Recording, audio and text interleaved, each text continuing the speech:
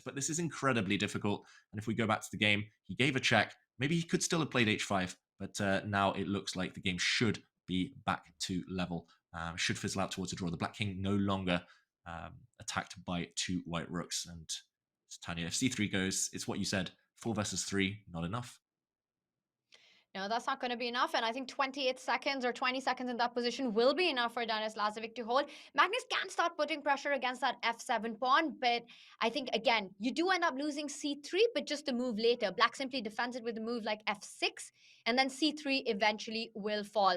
I'm still expecting a 4 versus 3 in this one.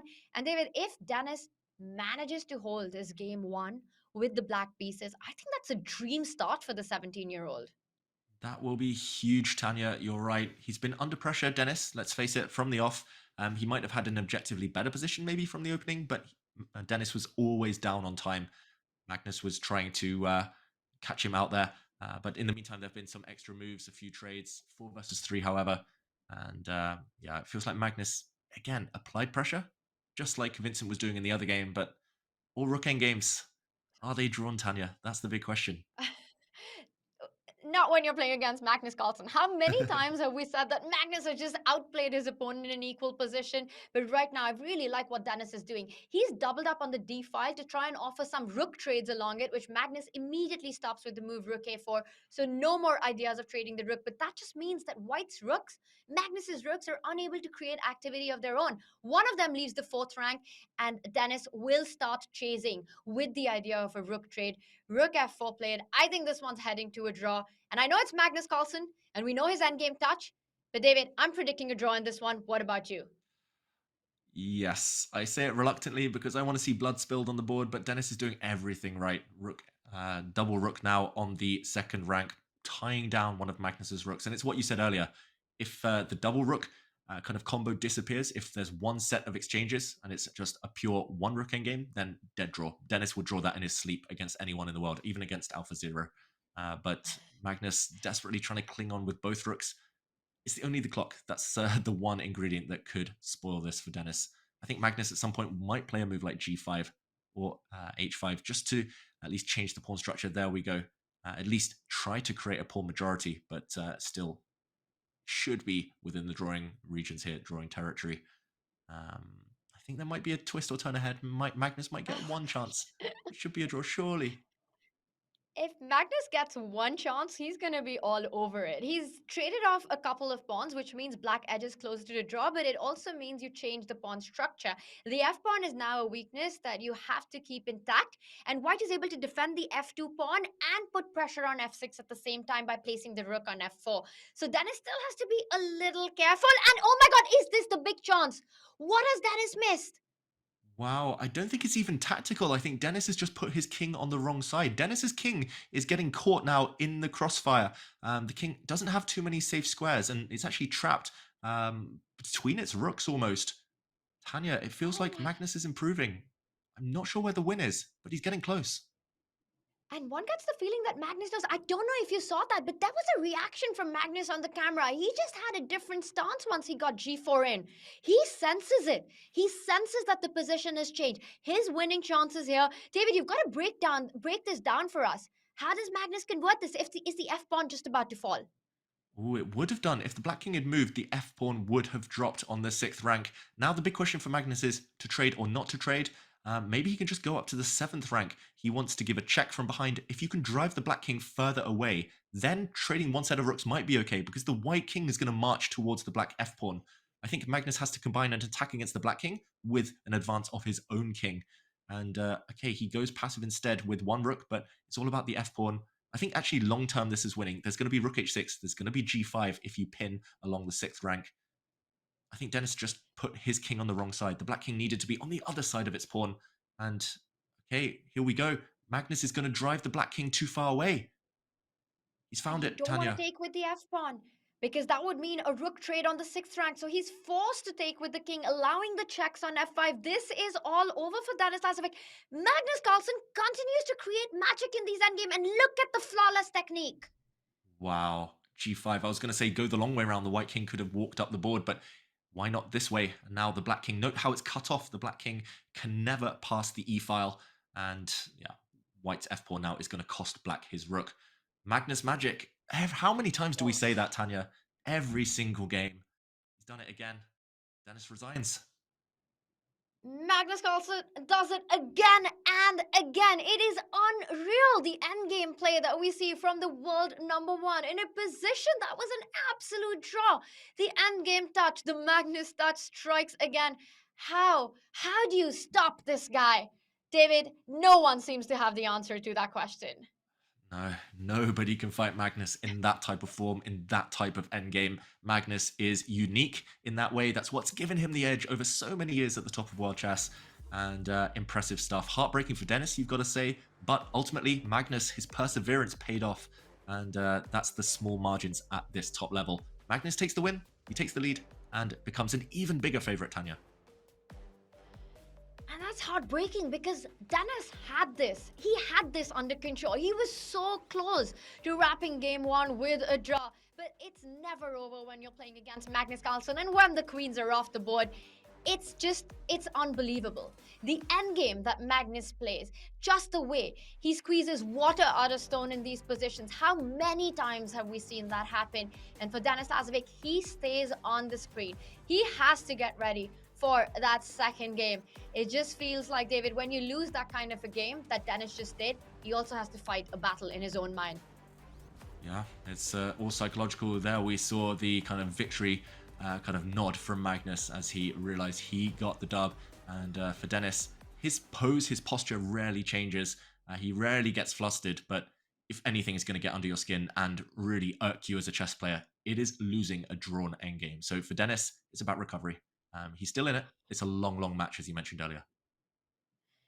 I'm just still reeling in from this. I mean, just how impressive Magnus's technique is, his ability to flawlessly convert winning positions, but also just win positions which are draw or he's worse in. I mean, the guy is just unstoppable. It's David. I don't know what kind of time we're living in where I haven't seen this kind of play. It's chess from another planet, and what we haven't seen as well is a chess themed browser until now. We are so excited to announce that Opera is the internet browser for chess enthusiasts all across the world with chess.com integrations on both the mobile and the desktop. Opera guarantees that the chess community is only a tap away, and it's free to download, so use the command chess browser in chat or visit go.chess.com/opera to take the Opera browser for a test ride. The first ever chess themed browser. David, I know you've been using it. I've seen you using it during the Champions Chess Tour.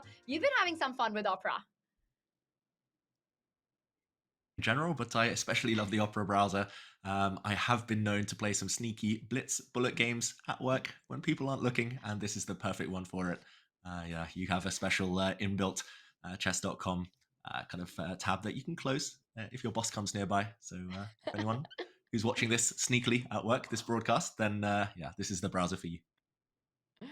Pro tip right there by David Howell, how to get in all those chess games in. And we've got more chess games coming up right now. It is going to be a game two, a big one for the Jan Christoph Duda, Vincent Keimer. It was a draw in round one. Denis Lazovic. David, what are the positive takeaways for Denis from game one against Magnus? Positive takeaway is that he held his own for 90% of that game. Maybe a bit passive, maybe just playing purely for the draw, not believing he can beat Magnus when he was a pawn up. But yeah, Dennis, he knows he held his own. He knows that 90% of the time he would have held that endgame. It just happened to be one of those few exceptions that things went a bit wrong. So we see him going through the motions there, kind of mulling over maybe that past game. He needs to move on. He needs to refocus. Dennis has always been more dangerous with the white pieces, and he still has 2 whites left from the remaining 3 regulation games. So still plenty of time ahead. He's been here before, Dennis. We've seen him multiple times in matches, Tanya, up his game when he needs to. And yeah, still, he's just got to forget. That's the main thing as a chess player. Don't dwell on past mistakes. And that's exactly the point, right? The positive takeaway that you mentioned, that you have so much under control and you get this position against the world number one, you're holding in the rook pawn ending. It feels like a big highlight and something you should take strength from. But then thinking that you couldn't even hold that position against Magnus Carlsen can play nightmares in your own head going forward in the match. Don't get me wrong, Tanya. I would be dwelling as well. I would have nightmares about it. It would be all I can think about. But we can only give us advice as commentators. And for Dennis, young Dennis, he needs to forget. Oh, Magnus, meanwhile, on the other hand, he'll think if he can win that, he can win anything. And Magnus, we saw his reaction after a blunder over the board in Poland. But we shouldn't forget that was early today. And actually, he's been on a bit of a winning streak ever since. Magnus taking the first win today at the Chess.com Classic, but he was also winning all of those blitz games towards the end of the day out there in Poland. So he's on a roll, and Magnus on a roll. It's hard to stop. just Magnus is hard to stop. It's just he is such a dangerous opponent. As they say that an off-form Magnus is the third best player in the world. A drunk Magnus is the second best player in the world, and Magnus Carlsen is the best player in the world. For Dennis Lazovic, it is going to be an uphill task. He does start with the white pieces. How critical is it for Dennis in a best of four? He's got two whites to make the most of this game, David. He will want to make the most of it, Dennis, as he starts with his customary pawn to d4. He's a queen's pawn opening player through and through. But yeah, I think number one, Tanya, it's only been one defeat, but you don't want to allow the bleeding to continue. He cannot lose this game, Dennis Lazovic. A draw is fine. He still has another white potentially at the end of the match. But yeah, he won't want to take too many risks. I think Dennis will want to get a position that he knows just better than Magnus, because in the last one, he was surprised early and that cost him on the clock. Meanwhile, Queen's Gambit declined, and it's the Magnus variation, as I like to call it. Pawn to a6, pawn to h6. It looks provocative, but it's playable. Modern chess, Tanya. David, you say a position that Magnus doesn't know well. Is there such a position that exists? I'm not so sure about that. And in game one, we saw Magnus go with h4 and a4. It feels like rook pawn moves are becoming Magnus's favorites on the board. Yeah, what were we calling him? Alpha Magnus, Carlsen Zero, whatever we call him. He's the pro at these rook pawn moves. Meanwhile, Dennis playing bishop to e5. I must admit, I'm not the biggest opening theoretician, especially in the Queen's Gambit, but bishop to e5 looks like a bit of an odd one to me. It's quite a rare move as far as I know. Just planting the bishop there and saying, take me, please take me. And that will be replaced by a strong knight in the center of the board. Black commits his king, and now Dennis. What do you think, Tanya? Is he just going to castle shorts? Or is he going to hint, I was going to say, at some pawn storm against the black king? Pawn to g4, pawn to g5. What's on his radar? That is so committal to play g4. And the big question will be, is that clever or is that rattled by Denis Lazovic? Because then you're only eyeing for safety on the queen side, as you're pointing out. And that would mean a race to each other's king. I think this next move will really show us Dennis's mindset into this game. Does he want to play for strategic advantages in this kind of a Carlsbad structure, short side castle, look for a future minority attack on the queen side, or will he go for g4? Predictions, David. Oh, Ooh. It's Denis Lazovic. Of course, he's not going to just speculate and play some dubious uh, attack against Magnus. Of course, he'll play the classical way. Dennis is so well trained positionally. And yeah, that white knight now looking really nice in the middle of the board. But Magnus Carlsen, or Magnus Carlsbad, as I sometimes like to call him, he loves the Carlsbad structure. That being said, he breaks the structure now and he aims to trade off in the center. Note how the white d pawn is tied down defending its knight, so it cannot move itself. What do you make of this decision, Tanya? It looks like Magnus is just playing for equality now. it's a big question in the center. And again, I thought that Magnus would simply continue with development, take out that knight to d7, but instead, well, a committal move there. C5. Like you said, you can't take on C5. And look at Magnus's reaction. It looks like he played it, but he's not happy with his own decision. Yeah. What was that from Magnus? You often see him shake his head, but you rarely at least see him kind of make gestures being like, oh, that was silly. Um, I don't think it's a tactical blunder. It looks like it works fine. It doesn't lose a pawn or anything. I think maybe just strategically he's not too happy with the way the openings turned out because it's very much black playing for a draw. Pawn to a4. Magnus reacts again. I'm fixated on the camera now, Tanya, since you pointed it out. A4 feels like a step in the wrong direction. Black wasn't going to expand on that flank anyway. And now Magnus has the opportunity to give white an isolated pawn. You have like neutral IQP, isolated pawn, queen's pawn positions. Looks fine to me. We'll have to ask Yes. Magnus about that if we get the chance. Very strange there. And as this one develops, it's going to be a big fight. A big fight is on our other board as well. David, I've got one eye on it right now. Crazy things are happening, and I really want to draw your attention to Jan Christoph Duda once again hitting the chaos button with the white pieces. Take a look at this. What on earth is going on? White has sacrificed a piece on the right side of the screen. Whoa. I mean, respect to Dennis Lazovic and Magnus Carlsen, but that game, that opening looks dull in comparison. Duda has dropped a bomb on the other winner semi-final. Vincent Keimer is a piece up, but the Black King is so open right now. The white bishop on the dark square looks really well placed, and double exclamation point from Vincent Keimer there, giving away his pawn for free, giving up the rook as well. He'll still be doing well materially because he's currently a piece up, Vincent, but that is counterintuitive. He's just aiming to shut down the white rook, not letting the f file open up. And look at this white bishop entombed on h1. Tanya, this is actually, I'm going to say, relatively well known theory at the top level until the last couple of moves. But what do you make of the current position? Who's better prepared? Who's going to be enjoying this position, this mess more? I've never seen this position that we have in front of us right now, ever. It's absolutely wild, right? Currently, white has just one pawn for a piece. You can pick up the rook, but then you lose a very key piece in the attack. That bishop on h6 is such a power bishop in white's position. It's kind of the gem and glory for Jan Christoph Duda, and he doesn't give it up. And I think that's the right path. You have to play for initiative. You have to play for the kill against that black king. A double attack there. Black will have to fall back or defend the knight. You pick up, queen takes pawn with a deadly threat of a check coming on to g5. That's not just going to be a check, it's going to be a checkmate.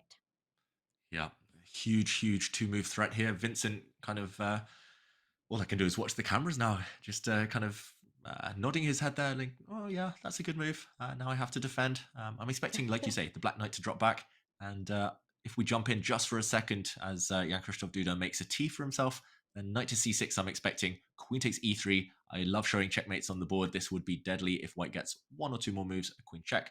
I think Black just has to defend with his Knight, drop the Knight back, cover this square that the Queen wanted to use, and like you said, Tanya, Bishop takes rook is always on tap. You can play it now. White has a rook and two pawns for the two Mm. black knights. So White's actually slightly ahead on material, but the white bishop is so bad right now. The black pawn on h3 is a real thorn in the side forever. And this one is just anyone's game. It looks crazy. And that's what we love, right? As commentators. Love it. And that's what we come to expect with Jan Krzysztof Duda. He just has such a combative, energetic style of play. We saw him do that yesterday. Do that yesterday against Alireza Firouzja as well. It's dangerous Duda all along. By the way, a5 on the board. So he keeps the knight on b4. Also eyeing that c2 square once the queen moves away. But I'm with you, David, that queen takes pawn. First, black has to deal with a check and expecting that knight from f6 to fall back. It's a wild position. And with a material imbalance, would you rather be white here or black in this position? Oof. I think I'm more used to being black because I very rarely sacrifice a piece. I think the last time I sacrificed a piece was 2003. But I'm just looking at the two players' So styles, and materialistic. I know it's my biggest strength and my biggest weakness combined. But for Duda, I'm going to say his biggest strength is in really kind of unwieldy, imbalanced positions where one side has a rook, or the other has minor pieces, or sometimes one side has a queen, the other side has a rook and bishop. He's so good when there's a material imbalance. I think maybe he's the best in the world, Mm. Duda, at that type of position, in my opinion. So in terms of style, I think this favors him more than it does Vincent Mm. Keimer, who's, as we mentioned earlier, influenced by our good friend Peter Lecco, who's maybe more positionally inclined. So I'm going to say white's a favorite, even if I would probably choose black. How about yourself? I I would pick white here. And I love that black's king is in the open. It's a bit unsafe right now. Yes, that bishop on h1 stuck behind the pawn, but it's one move away from getting active. Also having those two pawns in the rook versus two minor pieces. Do the math. Feels like an extra pawn to me. I'm liking white's pawn structure. All eight pawns on the board. A central pawn advance, pawn storm rolling up. I'm picking white on this one. And like you said, for Vincent, stylistically, not his position because there's no apparent cemento coming up.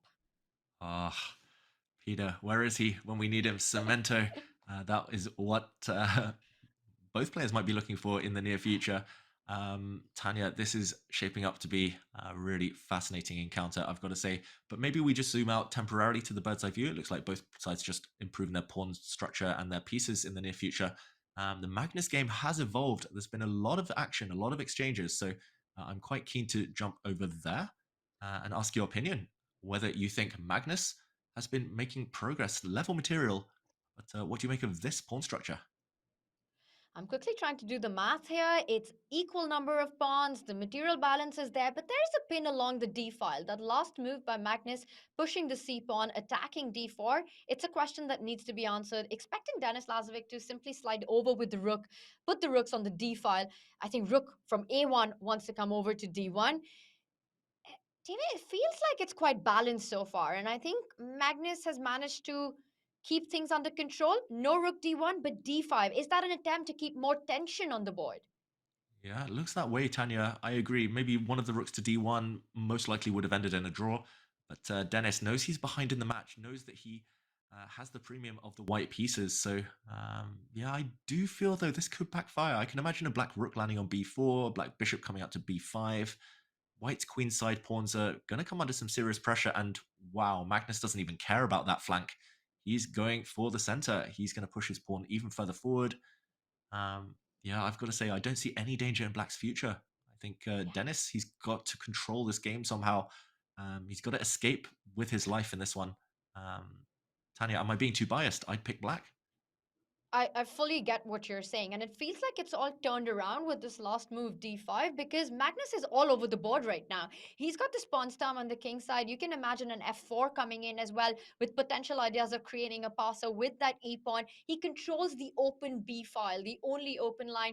b2 is definitely far more tender than Black's weaknesses on c5 and a6, nicely guarded by that queen on d6 that plays a brilliant role of even blocking that d pawn from moving further. And with no pieces that can actually put pressure on that d6 queen, no knights on the board, that queen feels very strong and safe on that square. Magnus, I think he's enjoying this. He's liking his position, and I think he's got good chances in this one. Yeah, again, it's just that experience of watching so many Magnus games, and it feels like once he eliminates all the tactics, once he's got enough strategic control, he's a hard one to stop. Also, I'm looking at the clock, Dennis, with just over half of his opponent's time. So, again, that kind of storyline repeating itself, queen to c3 played. I quite like that one indirectly, maybe eyeing up the c5 pawn if the white bishop ever moves. Black just does have these weaknesses, so you need to remind your opponents of Hmm. them. Pawn to b3, maybe in the near future, just to shore up your queen side, but very much Magnus in the driver's seat. I'm torn. Wow, Does it? f4, Tanya. I was going to say, which It's game f4 do for we the stick to? score. F4. Things are getting really spicy in this one. The other game's really blowing up as well. I think, David, we will jump back to this because we're expecting a kingside attack here by Magnus and his pawns. But let's quickly check in with our other board as well. We saw a piece sacrifice by Jan Christoph Duda. He's picked up that rook on f8. It's rook for two pieces. This is the position that we were debating on. I liked white. You liked black. Are you still sticking to your earlier pick? Yes, but not with too much confidence, Tanya. I still feel like the board on our right there, it's anyone's game. It's just about who's quicker, who's better, who's stronger in this type of position. I said Duda, maybe one of the best in the world, and this material imbalance, but it looks like Vincent's done all the right things. The Black Knights will soon have some stable squares to sit on. So the White Bishop in the corner as well, still buried. So yeah, Duda still with some questions to answer. But you mentioned staying with Magnus. I think we'll do that for now, but we will update everyone, of course, with the Duda against Kaima clash. So queen to b3 from Dennis, aiming to slide in. He wants those queens off. It tends to be his strategy. A winning strategy for Dennis throughout Champions Chess Tour matches. I like it, Tanya. I think that's a really clever resource. If the queens come off, Black's attack with these pawns will somewhat fizzle out. If queens come off, it's definitely advantage Dennis because then the c5 and the a6 weakness will be a lot to deal with for Magnus. I'm still not writing him off in any endgame. We've seen what he's capable of, but I think that's the dream with white here. The big question is, does Magnus have time to blow open with either f3? I wanted to say e3, but I believe that's a pawn sacrifice. E3, I don't think e3 works right now. Oh, I could see Magnus maybe playing e3 and after pawn takes, then play f3. That's the kind of thing Magnus loves to do. This Magnus 2.0 who loves his pawn sacrifices and inspired by Alpha Zero, as we've seen with all these rook pawn pushes. It does feel unnecessarily speculative right now. Why give up a pawn just for the sake of it? White's king looks safe enough with its bodyguard, the bishop on f1 next to it. But I like your other idea, Tanya. f3 looks extremely tempting. I love your idea, David. I'm gonna say that. With and the more Magnus thinks, I'm inclined to believe he's got this pawn sacrifice on his radar. A problem, a position that'll be very difficult practically to play with under 3 minutes for Denis Lazovic. And the line that you're suggesting is e3, pawn takes pawn. Don't recapture on e3, but push that f pawn to expose White's king on g1. Magnus Carlsen definitely thinking about it. David, is he going to go for it? Ooh, the longer he thinks, the more he might get tempted. Normally, the top players they stop when they smell something. They just sense something a bit fruity, a bit crazy, spicy. But yeah, Magnus's safe move might be rook to b8. Maybe it's just the fact that he's ahead in the match. He'll take the safe approach, just kicking the queen. He does go for it though. Pawn to e3. I love the spirit I behind love it, it. but it's a risk, Tanya. It's a risk, but the bar, it didn't react. David, perhaps the best move in the position.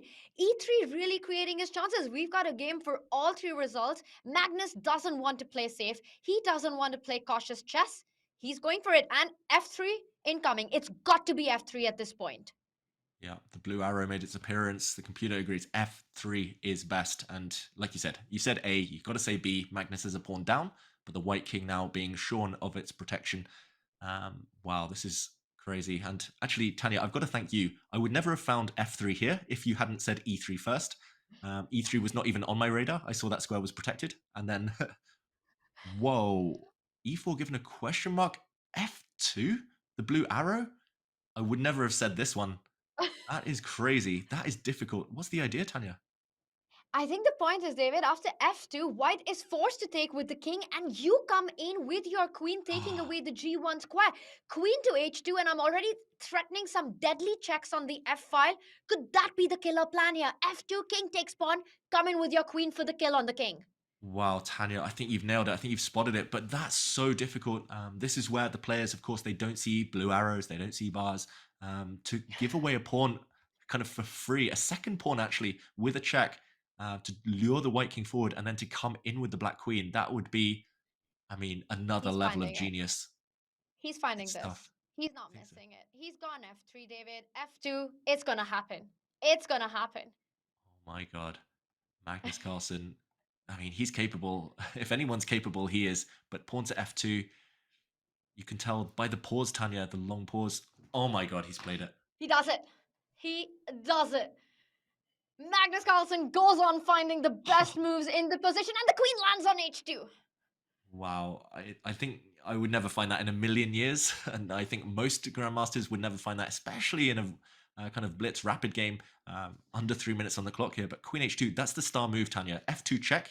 Every top GM looks for checks first, but then you stop. You think White's king was sneaking its way back into the corner, but no longer. The Black Queen is the jailer, keeping the White King out of freedom right now, out of the safety net of the corner. And like you said, checks coming. The White King is bare, no real protection.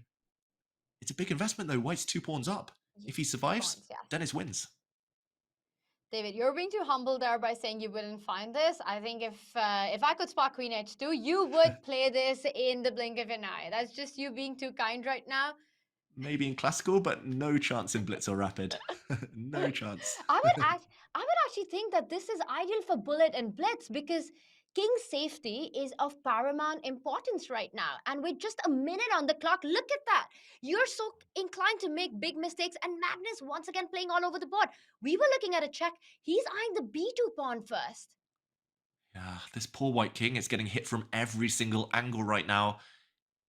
King's best friend is a knight, but white doesn't have any defenders. White doesn't have any protection around it. And I'm already seeing some tactics. Now there's some checks.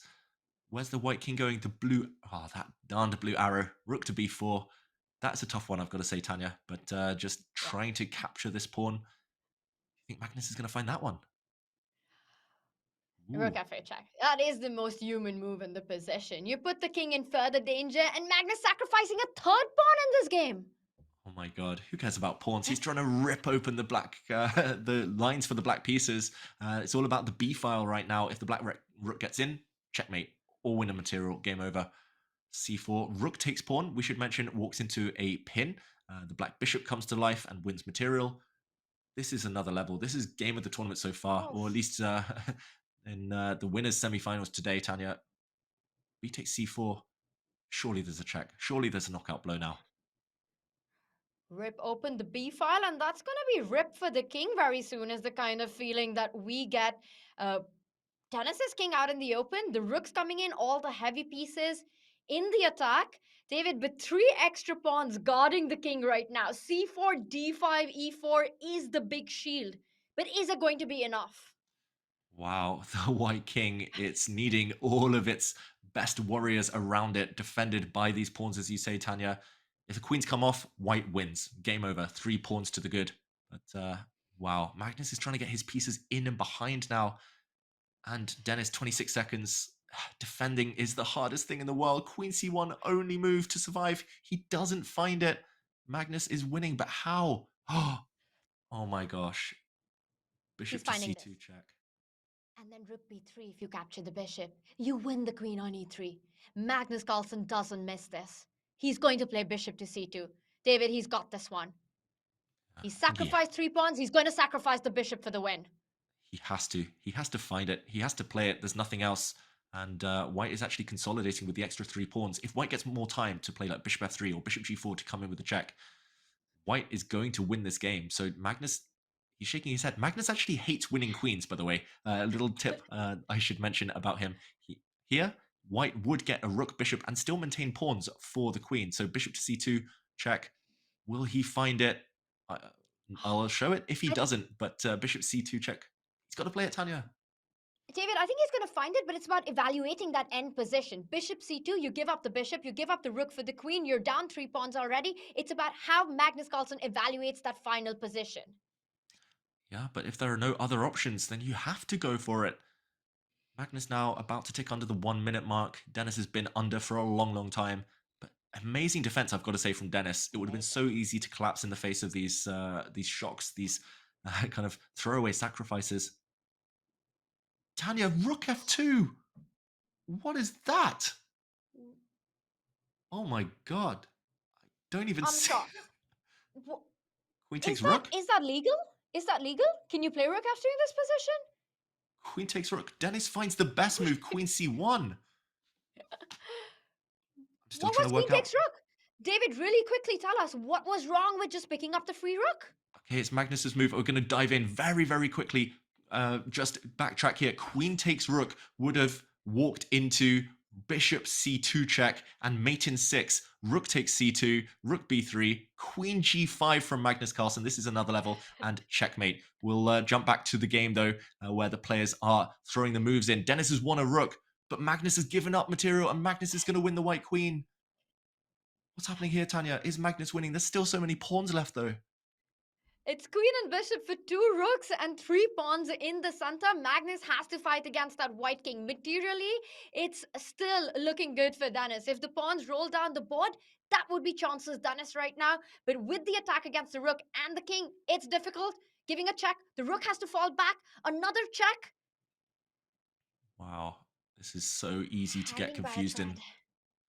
thread. Oof. Tanya, it's not over. The position repeating itself twice now. Magnus needs to find a new way forward, but it's so scary if Will these he? pawns start Will advancing. he? Or is he just going to repeat? Magnus, 20 seconds. He said it himself. His head went earlier today out there in Poland when the clock ticked down. How much risk is he going to take? He plays on, Magnus. Magnus Carlsen goes for the win. He doesn't repeat in this position. It's game on, but the C pawn is marching down the board. It looks like Dennis has made some progress here. Yeah, this is still a 3 result game. White can play rook c2, push the pawn forward to c7. Magnus, again on the camera, gesturing there. Rook c2. This is turning. Dennis is alive and kicking. Oh my god, c7 And might be the only move. White's about to make a new queen. You can give a check on Tanya, d6. The queen is coming into g3. This is crazy. A game for all three results. The bar is level. Draw is the least likely of it. White is about to queen with a check on c8. You don't have time to pick up the rook on g2. I think this is the moment. You repeat here. But is there a repetition? but how? There was no repetition. Dennis is playing for the win, and Dennis has won the black bishop. Look at Magnus on the camera, smiling, shaking his head. He knows he's blown it, and Magnus is fighting for his life now. Magnus is fighting for a draw. White will not lose this one. And Oh, David, I think you should be able to earn the draw at this moment with the checks, but Magnus instead picks up the d5 pawn. I think Magnus is still playing for the win here. yeah, I spoke too soon. Curse of the commentator. I thought the white d pawn would stay alive, but he dropped it, Dennis, pretty much for free. It's still a draw. Black shouldn't be able to create a pass pawn on the king side. And Dennis's rooks are perfectly aligned for a fortress. But yeah, still some chances here for Magnus Carlsen. It's all about the clock, Tanya. This has been one of the craziest up and down games of the whole event so far. Absolute roller coaster. How impressive has Dennis been trying to keep this position under control, doing everything right so far. Rook g4 was a big threat, winning the queen, stopped by Magnus, but that king on h4, it's looking a bit scary. And Magnus, he looks a bit frustrated on the camera. He looks frustrated because he knows he's getting close again. He's had to win it all over again from square one, but it's still a draw. The white rooks hold the third rank, they hold the line, they hold the door, and right now it should still be a draw. But he's going to try everything, Tanya. That's Magnus. And still not repeating with checks. Magnus has the draw in his hand whenever he wants it, but he wants more. He's tying up White's rook to defend themselves. Can he find a way to actually push that g-pawn? He wants to combine that idea with threats of giving up the queen for the two rooks. So White has to watch out for a check like that. He does. He has to watch out. But Magnus leans back, exhales, and repeats the position. It's actually draw by agreement. Magnus, look at that smile, Tanya. Magnus Carlsen can't believe it. We can't believe it. Dennis Lazovic better not believe what he's just done. Unbelievable stuff right there. That's a lot of belief in what I just said right now, David. But I'm out of words. What a performance by Dennis in such a difficult position to hold against Magnus Carlsen. Very few players would have been able to achieve that. And with that, Dennis keeps breathing in the match. He managed to draw the second one. He's still down by a point. Meanwhile, for Vincent Keimer, also takes the lead in his match with that game to win. David, what a crazy, crazy game that was. What was the big moment for you? Wow, Tanya, that second game between Dennis Lazovic and Magnus Carlsen was simply incredible. I recommend everyone to go over to chess.com, go to the events page, check that one out, analyze it for hours, have fun playing through the variations, the checkmates, because there was a lot to break down. But I'm actually going to show the decisive game of the round, the closing stages of Duda against Keimer. We neglected to follow it. We missed the closing stages. And actually, for a long time, it was just dead level. I thought this was going to fizzle out towards a draw. This position, we mentioned that White had sacrificed material earlier. Black has a knight versus 3 white pawns. White has pawns on c5, g3, and h2, and it was time to push those pawns. The d pawn falling, and Duda could have kept the balance by pushing his pawn forward to h4, but what happened next was quite instructive. He made a decisive mistake, king to h3. Normally, leading with the king is a great strategy in the endgame, totally understandable, but this king ended up caught on the edge of the board. Rook takes d4, the king marched forward, but look at this. The black king simply shuts out its counterpart. If the king had stepped forward, it would have been checked back to c6, the black rook just in time to drive back the intruder, and after h4, just to follow through to the end of the game, black's extra knight told after g takes f5, a check, forcing the king back to the side, and closing the door now, king to f6. And look at this for a checkmating pattern. Nothing to do. White's king is simply caught on the edge of the board. Knight takes f5, incoming, the d-pawn running. Duda here resigned. Vincent takes the lead. Incredible technique and a really nice breakdown there, David, showing the complexity in that endgame.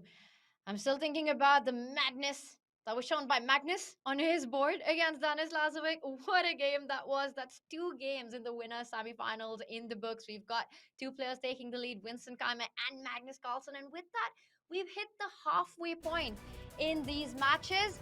We've got a break coming up, but you don't want to miss this one as we've got a house tour with the world #1 lined up for you guys. And when we return, it gets even more exciting as Game 3 of Division 1 in the winners semifinals kicks off. This is getting a lot of fun. You're watching the Chess.com Classic. Stay right where you are. We'll be back in just a few.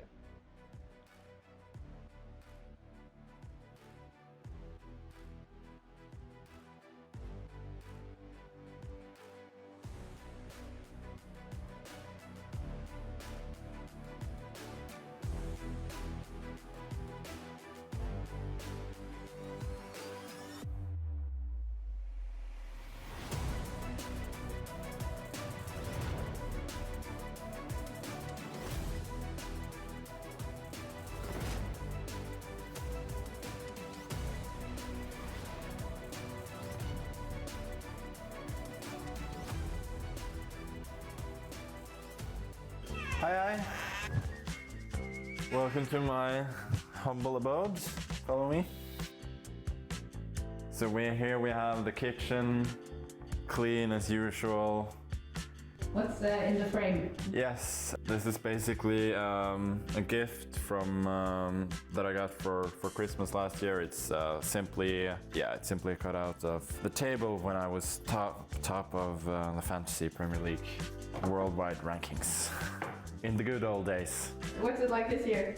No, it's a little bit worse, but we'll get back, I'm sure. So if don't look at the TV, that shouldn't be there. It should be up on the wall. We haven't fixed that yet. It's not $1,000 just then. This board was bought at the local billiards shop because I realized at some point that I didn't actually have a chessboard. So I just needed to get one quickly, and it has. And so this is the board that I've been using for the last couple of years. Also, the clock isn't very good. Can you show us your fridge? Yes, sure. I am, of course, solely responsible for everything that's in here. It's a bit of everything. At the moment, it's been stripped a little bit. Like a couple of weeks ago, it was a lot fuller. And here there's a small freezer as well with some different goodies. So, What do you usually eat when you're playing long tournaments? you know, it's not that easy to eat a lot in between games, but sometimes I'll order something that I can eat quickly. Especially if I'm home alone, then I'll order something that I can eat quickly, like Thai or Chinese or something along that sort, and then I'll just use the 15 minutes in between games to eat as much as possible to get some energy. Nice. So do you enjoy cooking? No, but I enjoy helping with cooking. I can do the easy stuff like cutting the vegetables and then washing up afterwards. I'm pretty good at washing up, doing the dishes. That's something I'm good at. So that's what I'll do most of the time. So yeah, here's the bathroom where everything is clean. Blah blah blah. There was supposed to be somebody here actually yesterday to set up everything, but once again here everything's a bit provisional. Nice view though. Yeah, it's a decent view. Not the best in this weather, obviously. But you got this roll up. Funnily, this book is still here in the window. It's one of Gary's books, not in his predecessors actually, but on himself. What happened was that when I was playing the St. Louis tournament online, the Fish Random one where Gary was playing, we had to have a secondary camera to show the rest of the room. And so I had my phone here filming. I needed it to be a bit higher, so my phone was standing here and just filming me while I was playing over here. And I thought it would be a bit of a funny prop to use the Gary book against Gary, but I don't think he was paying attention to that. Also, it can be a little bit dark in here, and the desk is a little bit too small. So there's some work to be done here, but I think. For the tour, the tournaments where I'll be playing from home, everything will be fine. But so far, it's a bit provisional.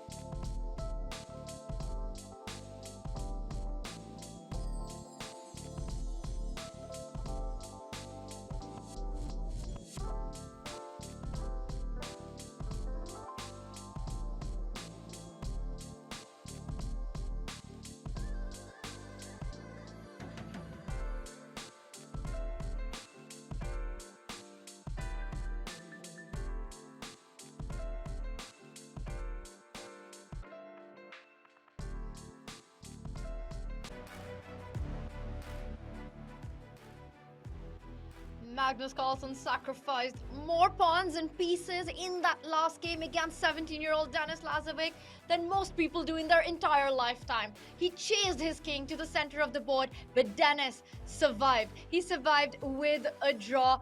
David, how impressed have you been with Denis's play in this match so far? Wow, that was another level, Tanya. Magnus Carlsen, who's in the lead, threw everything at his young opponent, but Denis stood strong.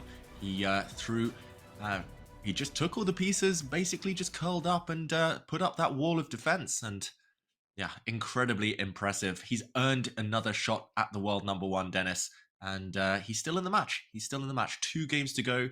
He needs to survive this next one, though, with the black pieces, which he was incapable of doing in the previous one. Tanya, the opening is key in this game.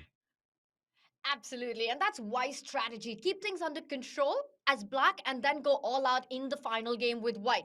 It's wise on everything, but you're playing against Magnus Carlsen. You're playing against the world number one. Who's playing with the white pieces? And I think for Magnus also, the last game must have been so entertaining, but also frustrating at the same point. And look at that. We've got a Berlin on our hands. What do you make of this? But what just happened? Tanya, are we going for a draw? No. This is Not the not drawing the line in the Berlin draw. Berlin. Not the Berlin draw. Yes, the Berlin draw. It's about to happen. A queen dance. David with head in hands. He hates this, and there we have it. This is Ooh. very surprising. Oh! Okay. Ah, Magnus, he's such a Queen tease. It looked like he was going for a draw, but no draw. The game's alive. Wow. Oh my gosh. And David, I think we have to show everyone Queen e4 would have been the repetition. That would have been the Berlin draw, the dreaded Berlin draw. But Magnus there having some fun. Queen e3 check instead. And we've got a game on our hands. Yeah, let's just quickly jump in to show why I was so shocked, to show what we were reluctant to comment on. Tanya, let's just go back a few moves. In this position after queen takes d6, this is maybe the most infamous position in the whole of chess, but especially in the Berlin. It's well known for a quick draw. White gives a check, black blocks. White dances to the side, black offers another queen trade. And if Magnus had played queen to e4, we would no doubt have seen a draw. But queen to e3 check is a bit different. Now, black should not block with his queen. This is well known because queen to g3 is a bit annoying, eyeing up the c pawn, tying down the black bishop to the g pawn, and there's no forced draw. The black queen is vulnerable on the square. So just a couple of moves ever since. Instead, black blocks with the bishop, which is the theoretical recommendation. White dances out with the knight, threatening to jump to b5, and black shuts that down. So I've actually played this position before. White's main move is rook to d1, if I remember correctly. There are others available. But Magnus, Tanya, almost giving me a heart attack. I thought I'd seen it all in chess after Duda went for Scholar's Mate yesterday. But Magnus taking a quick draw with white in that fashion, that would have been, that would have rounded off everything. That would have been a real shock. I agree with you. I think it's just so not in Magnus's syllabus to play the Berlin draw with the queen dance. But let's not forget, David, he's also had 9 games of blitz in the Grand Chester. It's been an incredibly long day of chess in the office and so many emotions right there. And then you come back, he's had these 2 big games against Dennis. The first one had to be converted in a rook pawn endgame. The second one, absolute madness on the board.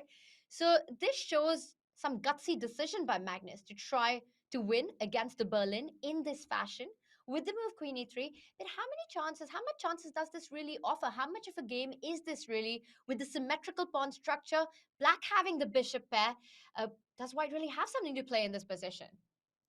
I don't believe white does. I've played the Berlin from the black side my whole career, and I think that black is actually doing quite well here. Magnus, the fact that he's frowning gives a lot away. He kind of leaned forward. He's like, what's the move? What's the theory? There are still some forced drawing lines in the near future, from what I recall, but it's white who actually has to be a bit careful. If black gets 2 more moves, if black gets the bishop out and gets to castle, black is better. Black has the bishop pair. It's a very open center right now, so the bishops will thrive. So Tanya, I don't know about you, but I have the feeling Magnus got to that position. He couldn't bring himself to play queen e4 check. He couldn't just morally, just ethically. He was like, oh no, I can't do it. Queen e4 would be a draw. He chickened out. Well, I say chickened out. He backed down, kept the game going. He knew you were watching. He knew knew you we were were watching, watching. and he's like, I cannot do this for David. I have to play this on. He knew we would have judged him forever, and now he's regretting it. you don't play on, kind of be met by black's most logical moves, and then pause for 2.5 minutes. Something's a bit, something's a bit wrong. Something's up here, Tanya. Magnus doesn't look happy.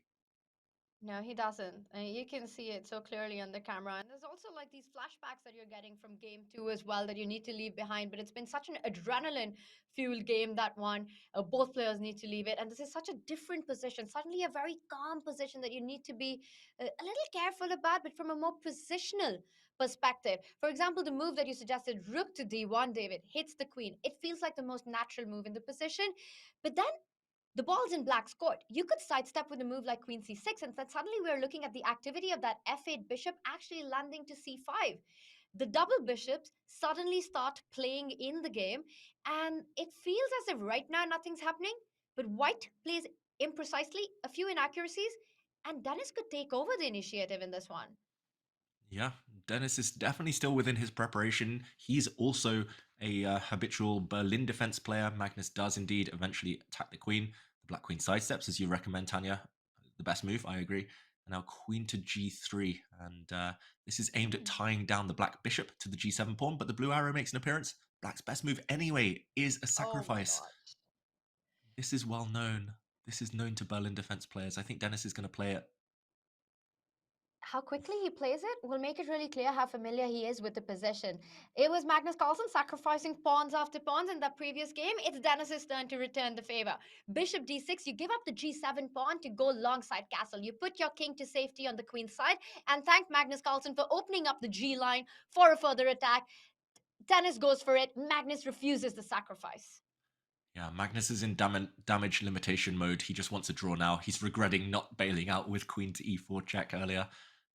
Yeah, now black's bishop pair is gone, so you're a bit safer with white, but no chance of an advantage. The rooks come off the board. This one is just totally level. I'll just quickly kind of backtrack and show that point you made, Tanya. I think it's really, really important. So let's just jump in very quickly. After bishop to d6, queen takes g7. Greed not good in this position, like you said. Castle's queenside and rook g8, mate on the mind. It's all crashing in on white right now, all just for the price of a pawn. So if we catch up with the current position, looks very level to me. Do you foresee any twists and turns ahead here, Tanya? The only imbalance that exists is the minor pieces. Magnus has got the knight against the bishop, but as long as the knight is not attacking that black king, isn't close to the king side as much, creating threats against it, it's an open position. We've got traditional chess wisdom with pawns on both sides of the board, on both flanks. The bishop is considered the more active piece. So if I like anyone in this position right now, David, I would pick black here. What about you? Yeah, me too. I'm a Berlin player through and through, and I do believe in the long-term potential of Black's bishop. If the queens disappeared, for example, imagine everyone at home, these queens just flew off the board somewhere, then Black would actually be able to already strike some vulnerable pawns in the white camp. So yeah, Magnus needs to keep the queens on, but it should ultimately be level. What do you think? Perfect time to zoom out. We've now left the opening officially in this game. Let's do it. Now that things have settled in this one, it wasn't a Berlin draw on the left side of our screen, but Dennis Lazovic, is he going to create his chances with black? We'll find out. But meanwhile, a really complex position on the right side of our screen. Not a single pawn, not a single piece has been traded so far, David. That's right. Full tension on the board, and normally that would favor the side who needs to strike back. In this case, Duda, having lost that previous game. And I've seen Vincent Keimer play this type of setup before with white pieces. He likes to take the space. It's what we call the King's Indian defense. So black actually allowing white to take the center, but black really solid and possessing a bishop with high potential here on the long diagonal. A question mark, though, given Tanya to white's last move, and the blue arrow, the infamous blue arrow, makes an appearance. It wants to drop the knight back and in to the center. That looks like a clever move. What do you think? Is it the most natural one going back with the black knight, would you say, for Duda? I mean, the most natural move has to be to develop the other knight to d7. But I want to point out that bishop on g4, you have to be a little careful about it. And Duda does play the best move on the board. And I think the point is that you open up the bishop on g7, dropping that knight from f6 back to d7. So moves like f4, you have to watch out for pins along the a7 g1 diagonal because the bishop on g7 has been opened up. Yeah, really instructive there, Tanya. So there's a big threat, knight e5, as you say. And let's jump in again. If f4 to stop this threat, then Ooh, this feels really shaky for white. Queen b6, very, very tempting move. Knight to c5 maybe would be my choice, attacking the white queen. And she can no longer defend her knight and her pawn Mm. on c4. She has to drop back, defend her knight, of course, and then queen takes c4. Black already wins material, and it's all about the bishop, the sniper on g7, attacking this knight. So actually, maybe this opening's gone wrong for Vincent Keimer right now. Knight e5, huge threat. Double attack, hitting the queen and hitting the pawn on c4. Not easy to prevent, Tanya. I'm trying to find a way to do just that. And with these two threats, with the c5 e5 square, I think white's chances lie with hitting that bishop on g4. I'm thinking about a move like h3 or f3, and I'm not sure which one I'd want to go for, but it has to be with counterattack right now. You can't play slow with white. It's very difficult to keep the center under control. It's the c4 pawn, the e4 pawn, and the knight on d4. The queen on d3 is extremely overloaded right now. So you need to find threats of your own. And Vincent Keimer is about to touch the 5 minute mark, head in hands. Is White in trouble already? It does feel a little uncomfortable for Vincent right now. Yeah, it's all about the placement of this knight. If this knight were on a safer square, maybe back on d2, or if you could somehow reroute it back to the e3 square, then white is just better. You have a space advantage, but it's always a fine line between having the extra space, the more far advanced pawns, and also being overextended. White's pieces, some of them are still asleep, so not quite ready to defend the space that you've taken on. So yeah, I don't think Vincent's comfortable at all. Fair play to Vincent here. To White, he's played principal chess. He's not trying to shut this game down, not trying to make a draw. He's trying to play what he would normally play, but being in the lead and then losing a bit of control, suddenly things could spiral. So knight d7, really clever. Dude, up on the clock as well, Tanya. This last move, really classy. Knight back to d7. Dream scenario when you're playing catch up in a best of four match, right? You've got the black pieces, you've got only one more white to rely on, and you're already putting pressure on your opponent out of the opening. Look at that queen on a6, such an unstandard, non-standard, non-typical position for the queen, but it eyes the c4 pawn. He's creating some big threats right now that Vincent has to take care of. He doesn't go for the bishop, he plays the move b3, and Duda immediately jumps in with that knight, attacking the queen. It's been given the question mark, but to me, David, it's the most obvious move in the position. Yeah, that's the most obvious by far. I wonder what was wrong with this last move. Maybe that was better. Maybe the knight should have gone into e5. And I just want to mention again, we're going to jump in just tactics training for everyone at home. Forcing moves. In this position, black could have actually won material temporarily with bishop takes d4 and knight takes b3. It looks like a nice tactic, a double attack. And if the knight is captured, you win the rook in the corner. But always follow through to the end of the variation. Vincent had spotted at the end, bishop h6 is a double attack, threatening the kiss of death checkmate and threatening the black queen. So if we go back, it looks like Duda, of course, will not fall for this, but he's had to move the black queen away from that a6 square. And Tanya, it feels like white now has consolidated. Vincent's kept everything nicely under control. That's a very sexy tactic that you just pointed out with that bishop landing on h6. And it just shows how incredibly important that dark squared bishop on g7 is for black. It is the key piece in all these kings Indian position. So not giving that up for any extra material on the queen side. And now the knight on d4 is consolidated. David, it's still a very complex fight. And I see our bar says that Winston's doing well, but with so many pieces and pawns on the board, everything to play for, it's a game for all three results. Should we quickly check in with how Dennis is doing against Magnus?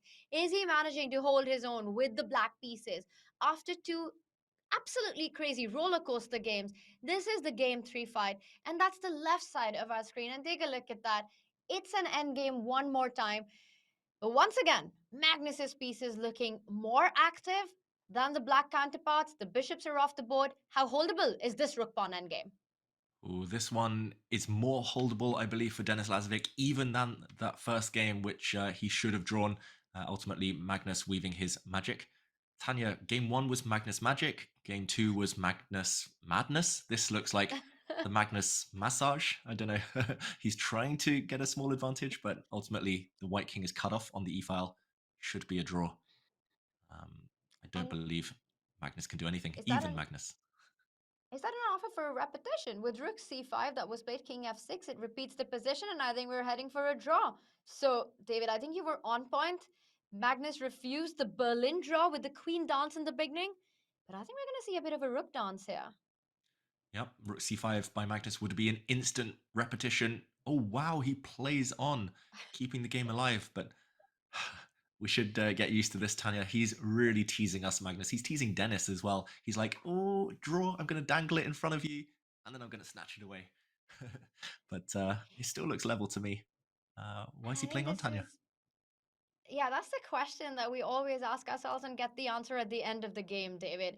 This is what just makes him one of the greatest of all times. His ability to just keep on playing equal positions and then just asking his opponent to hold on, to find the way to earn that draw. He's not just giving it away. And how many times has Magnus won these kind of positions? So it looks like Dennis still has work to do to get that draw in the bag.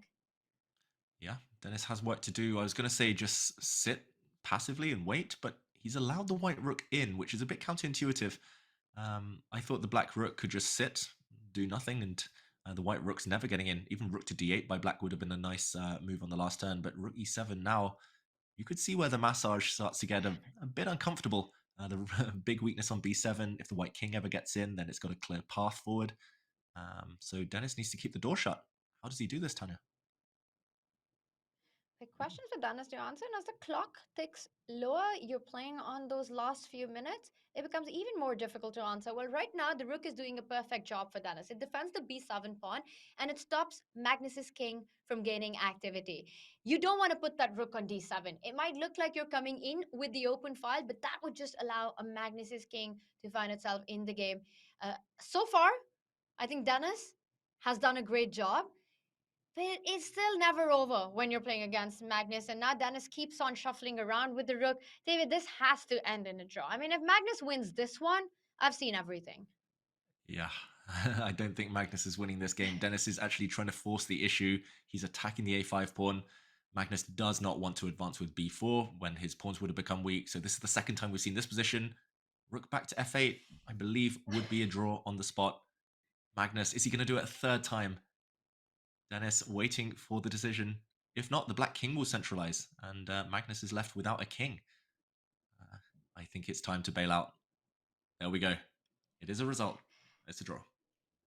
And Magnus finally repeating the position. He pushed it to the end. But Dennis, so impressive in this match so far. He's down by a point, but it could have been a different story in that game one as well.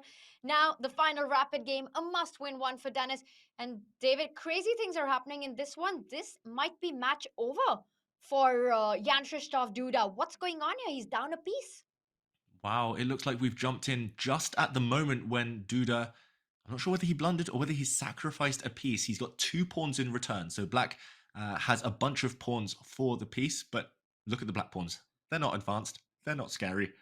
Yes, this black bishop is still alive, causing some discomfort along the diagonal. Yes, the black knight might jump into c5, attacking e4, but surely Vincent should keep this under control. He retreats, Tanya. He's giving up another pawn. This one looks more complicated than it potentially is. How easy do you think Vincent's task is here? Do you think he's going to wrap this match up? It's such a crazy position. And again, just doing the math on the board, you've got this material advantage, but your pawns are falling off. B7's hanging as well. The bishop and G7 can be traded off if you pick up the E4 pawn.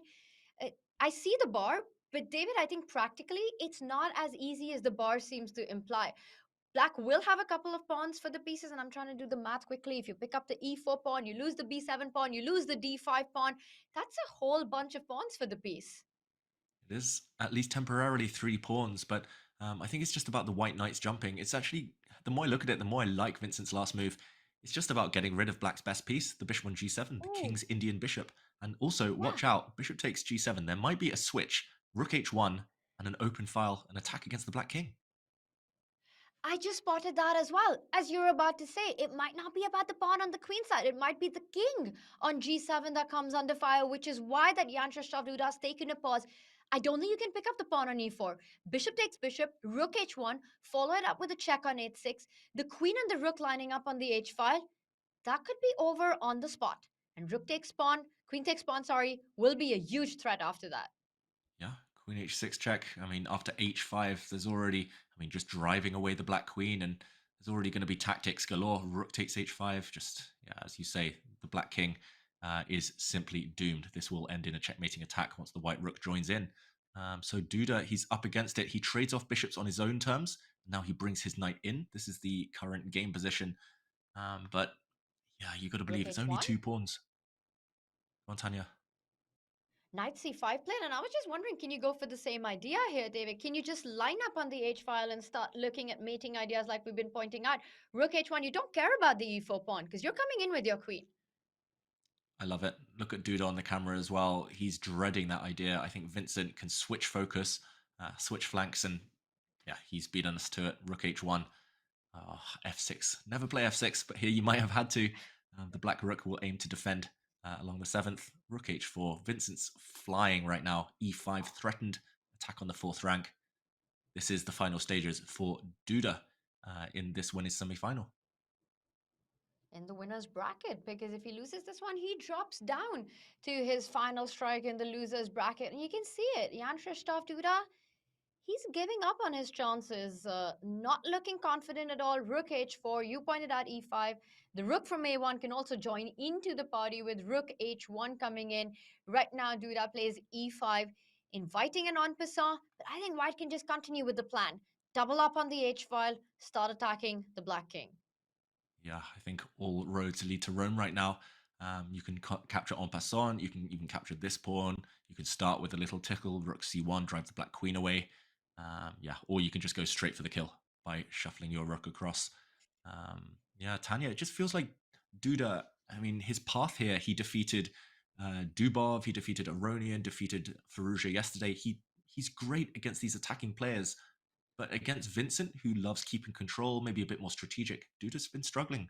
His piece sacrifices in the previous game and this game is not coming off, just not working against this kind of stoic defense. Rook h1 played. Absolutely agree with you. He's creating his chances, but somehow Vincent, his style, his incredible resilience and resourcefulness, it feels like the perfect antidote to a Jan Krzysztof Duda's, well, energetic but also very risky play. Rook h1 on the board there, rook f7, and I was trying to find a way forward. You know, rook h1 looks really nice, but how do you continue with the attack? How do you continue the momentum here, David?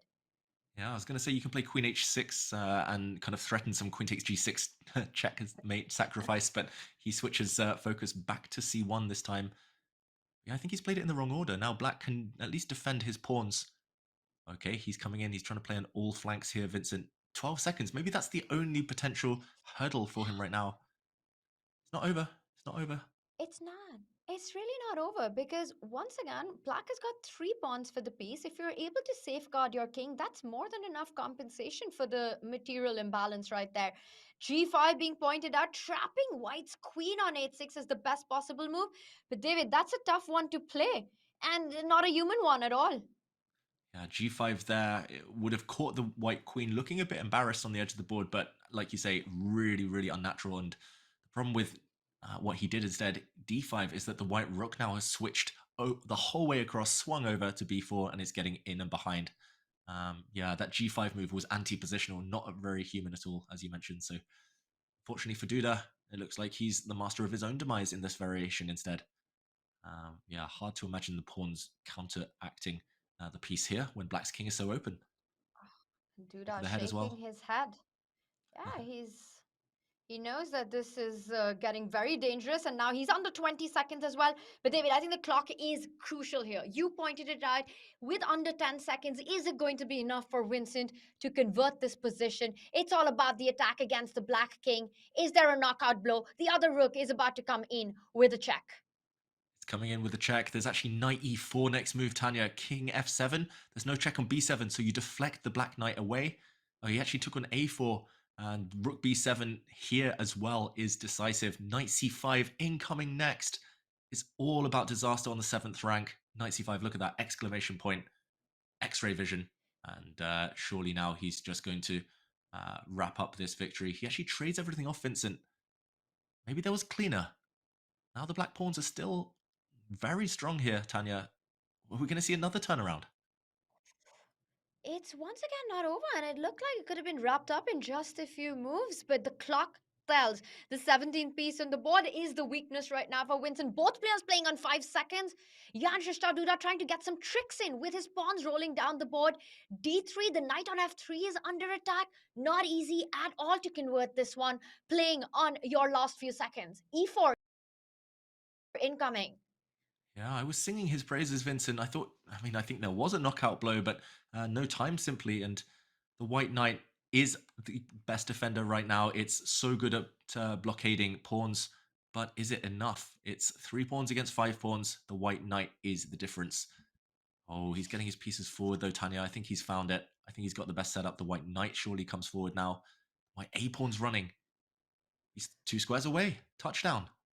But be careful, there's some checkmating attacks against the White King. Oh my god, this Queen could still F3 go was a anyway. big idea, which has been stopped. But now the pawns in the center are falling one by one. And Vincent Keimer, with great precision, saving his own king. Jan Krzysztof Duda is running out of time on every single move here, David. Yeah. Ooh, watch out. There were some checks, but Vincent's so impressive. He's corralled that D pawn. It's going to be a clear knight advantage. Duda, he makes a new queen. There was no pre-move. And surely this is a win for white. Extra piece. No compensation. Duda leans back. This is it, Tanya. The last few moves. All the pawns have fallen off the board for Jan Krzysztof Duda. The attack is out. That's an extra piece for Vincent. If he wins this game, he wins the match, and it looks like he's about to do just that. The king absolutely safe, for Jan Krzysztof Duda is just coming to terms with how this match has gone. Yeah. Heartbreaking stuff when you feel like you've played decently, but the opponent just plays that little bit better. And yeah, just playing on out of frustration here. There's nothing for black to hope for. All of the pawns, like you said, Tanya, have officially dropped off. No stalemate ever in sight. And there we go. Duda finally throws in the towel. Vincent Keimer takes the win. He takes the win, and for the second time in a row, he gets it done in just 3 games. He's the first to 2.5 points, and he advances through in the winner's bracket. What a dominating performance by Keimer against Jan Krzysztof Duda. 2.5 to half. Precise play with seconds on the clock. Super impressive stuff, but equally impressive, Denis Lazovic against Magnus David. Yeah, Denis Lazovic never in trouble in that last game, drawing effortlessly with black against the world number 1 in his beloved Berlin defense. Really impressive from Denis, but he has to back that up now with a win. It's one thing to draw against the best in the world, beating them, that's a whole different kettle of fish. So it's all about Denis Lazovic now, and it's all about whether he can take down Magnus Carlsen. It's all eyes on this young boy on our screen, and world number 1, who needs only a draw to wrap up his match. Jan Krzysztof Duda cannot believe how things have gone wrong against Vincent Keimer, and what a crazy fight it was, bringing on the fire on the board, but it was Duda's house that got burnt in the end. Denis Lazovic, it's pressure on him. David, we're in for a big final round, and it's gonna be all eyes on Magnus versus Denis. Magnus versus Denis for a shot at Vincent. And yeah, right now, this is the tree, Tanya. So many big names. Vincent Keimer just continuing his great form from Division 2 of the previous event, the Chessable Masters a few months ago. Vincent just looks phenomenal in this time format, this tournament format as well, especially considering the fact that he's played the Grand Chess Tour earlier today. 9 Blitz games, 3 Rapid games. Vincent, though, on fire. And in the meantime, Tanya, a lot else on the line tomorrow. We're gonna have some fire in the losers losers quarterfinals, as well as Jan Krzysztof Duda, after that loss against Vincent, has another big task ahead of him. He faces Jan Nepomniachtchi.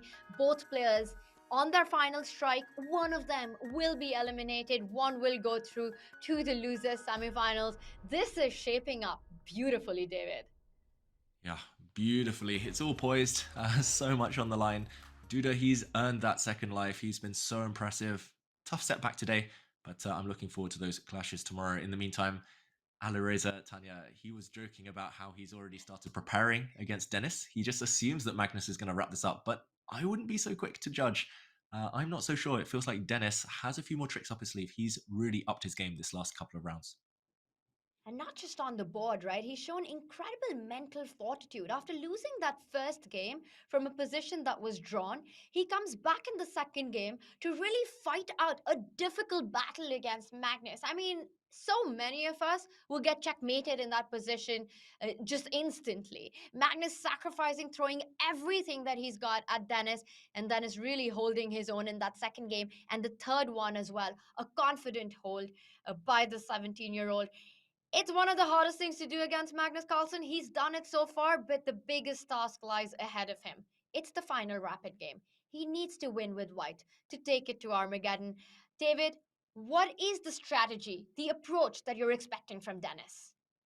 Oh, there's two viable approaches right now. Do what you always do, but risk Magnus being prepared. Or you throw in a bit of a surprise. You hope to make it crazy, hope to provoke Magnus potentially early in the opening, and you get a full fight from the off. But Dennis, we've seen him so many times before on the tour. His recipe for success is to stick to his strengths, to play positionally, to play openings he knows.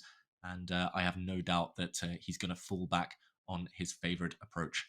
So it's going to be tricky, Tanya. I don't see him throwing any surprises in. I think he's just going to wait and pounce if Magnus gives him an opportunity. Far from a given, but possible. Magnus giving opportunities. I don't know when was the last time I saw that. And that's the key about this match, right? Even though Dennis has held his own, David, one has never felt that he had an upper hand. He had a better position or where he was pushing Magnus. So it's not going to be easy to get that opportunity. And especially Dennis's intuitive style, his instinctive style is always to keep things solid. Is it time for him to switch that up? That's the one thing I agree, Tanya. Just get out of the opening, whatever opening it is, get a playable position, but maybe then take more ambitious kind of decisions. In game one, Dennis did have an advantage when Magnus sacrificed a pawn for murky compensation, but Dennis just tried to shut things down, tried to play for a draw, and was duly punished a bit later on. And like you say, the second game, Dennis was not the one making the running. Magnus was the one sacrificing, throwing everything at him. So Dennis kind of let Magnus do the work for him in terms of complicating the issue. Maybe that's the one thing that Dennis still needs to click into gear in his young career: how to kind of dictate the pace against the top players. And in just a few seconds from now, we will get in the first moves of this final rapid game. The players are ready to go. We're ready to go. And I hope, Chad, you're ready to go because it's going to be a big fight. Dennis with the white pieces. Move one predictions, David. D4. How about you, Tanya? D4. D4. It's Dennis Lazovic. It's always D4. And there we go. Dennis the D pawn makes its first move. 2 squares forward. And Magnus replies in kind. Do you think we will see a repetition from Magnus, that A6, H6 creepy crawly variation? Ooh.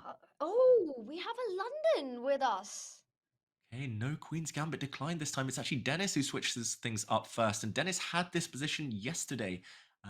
He's actually been playing the London system in recent times, not his usual Catalan. So Magnus, he's the master of the London.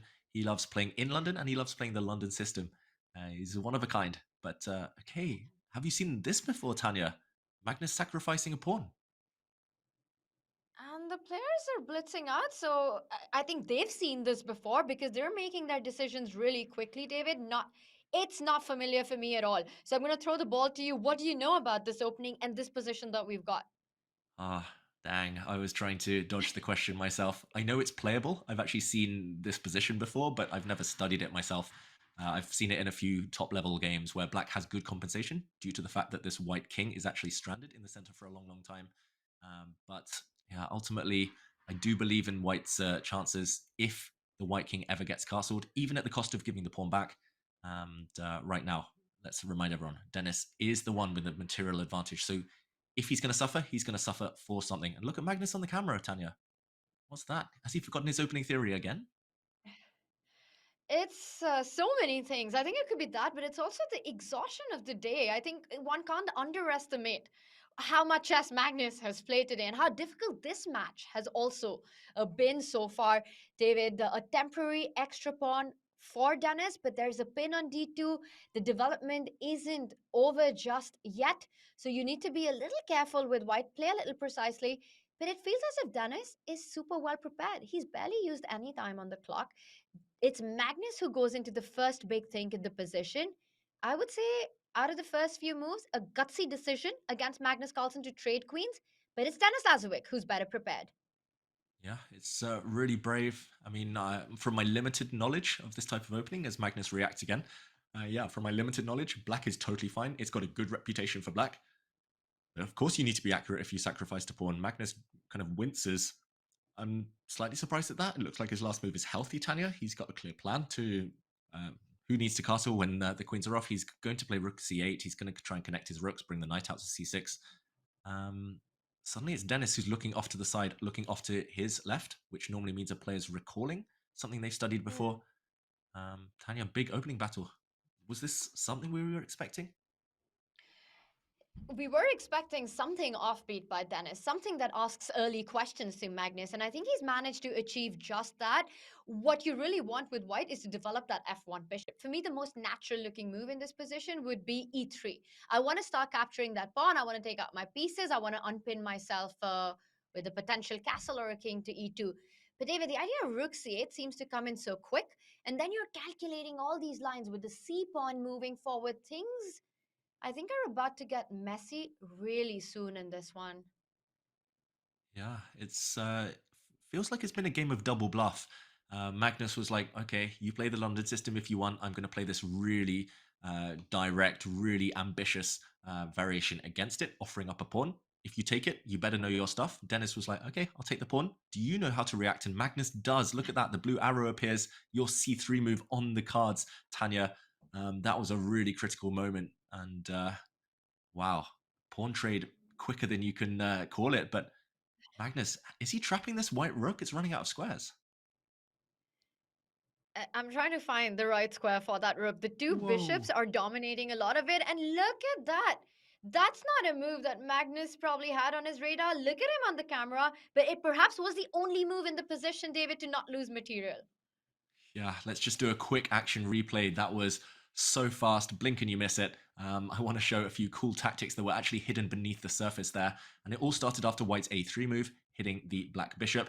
And here, only one move to keep the balance. Black had to play pawn to c3, which is actually a piece sacrifice in some lines. If white takes the black bishop, black's not going to take this knight check. White would be 2 pawns up there.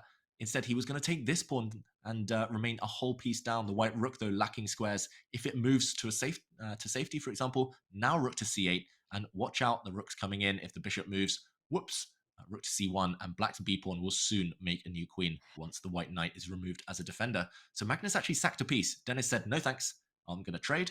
And in this position, I was saying, oh, maybe the rook on c1 is trapped after bishop to b2. But as you mentioned, Tanya, bishop d6 check, the only move, or maybe the best move to keep the balance, and luring the black king forward.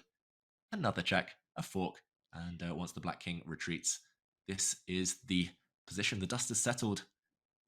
I don't know who's better, but I think we've both been proved that the players, they knew their theory, Tanya.